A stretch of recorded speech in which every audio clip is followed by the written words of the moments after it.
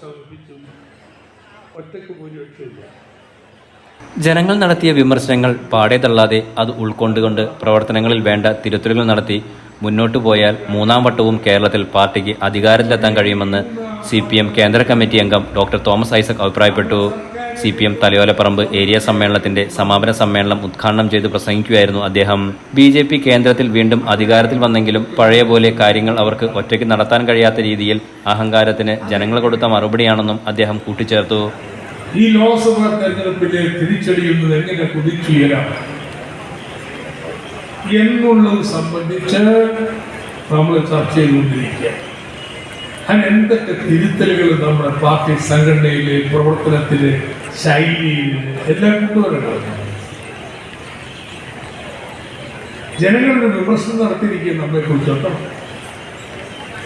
ജനങ്ങൾക്ക് തെറ്റിപ്പോയി എന്നല്ല നമ്മൾ പറയുന്നത്.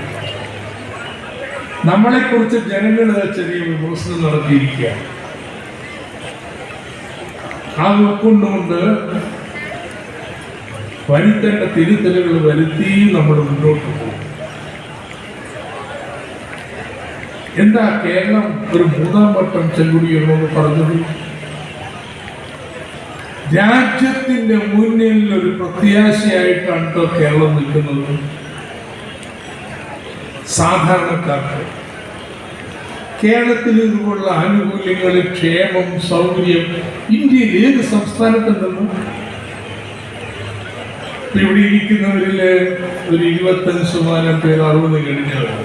സെൻട്രൽ ജംഗ്ഷൻ സമീപം നടന്ന സമ്മേളനത്തിൽ പുതുതായി തെരഞ്ഞെടുക്കപ്പെട്ട area secretary doctor CM Kusuman അധ്യക്ഷത വഹിച്ചു. സെക്രട്ടേറിയറ്റ് അംഗങ്ങളായ advocate PK Harikumar, K Selvaraj, MP Jayaprakash തുടങ്ങിയവർ സംസാരിച്ചു.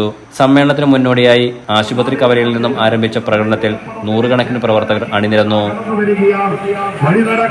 വർത്തമാനം പറയുവാനും വായിക്കുവാനും എഴുതുവാനും പണിയെടുക്കുവാനും പണിയെടുക്കാൻ കൂടി ചോദിക്കുവാനും പഠിക്കുവാനും പഠിപ്പിക്കുവാനും പത്രം വായിക്കുവാനും മാറുമറയ്ക്കുവാനും മാറുമറച്ചു നടക്കുവാനും അനുവാദമില്ലാത്ത കാലഘട്ടത്തിൽ വേലയ്ക്കും ജോലിക്കും വേണ്ടിയുള്ള എൻലൈറ്റ് ന്യൂസ് വൈക്കം.